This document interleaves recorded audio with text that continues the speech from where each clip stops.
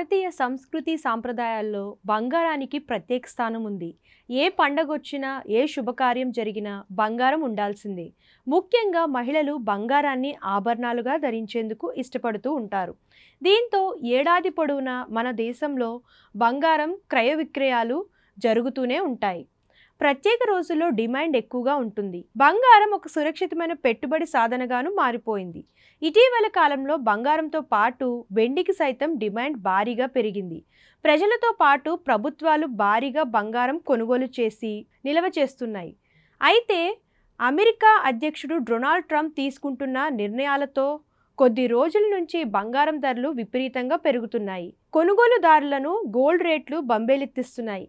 మరి ఏప్రిల్ 1వ తేదీన కొత్త ఆర్థిక సంవత్సరం ప్రారంభం రోజున బంగారం ధరలు ఎలా ఉన్నాయో తెలుసుకుందాం. హైదరాబాద్లో బంగారం ధరలు తెలుసుకుందాం. హైదరాబాద్ బులియన్ మార్కెట్లో బంగారం ధరలు మండిపోతున్నాయి. గత వారం రోజులుగా వరుసగా పెరుగుతూ వస్తున్నాయి. ఇవాళ సైతం 24 క్యారెట్ల బంగారం ధర 10 గ్రాములపై ఏకంగా 710 మేర పెరిగింది. దీంతో తులం రేటు 91,910 వద్ద గరిష్టాలకు చేరుకుంది. ఇక 22 క్యారెట్ల నగల తయారీ బంగారం రేటు 10 గ్రాములపై 650 మేర పెరిగి 84,250 వద్ద చేరింది. బంగారంతో పాటు వెండి రేటు సైతం భారీగానే పెరుగుతున్న సంగతి తెలిసింది.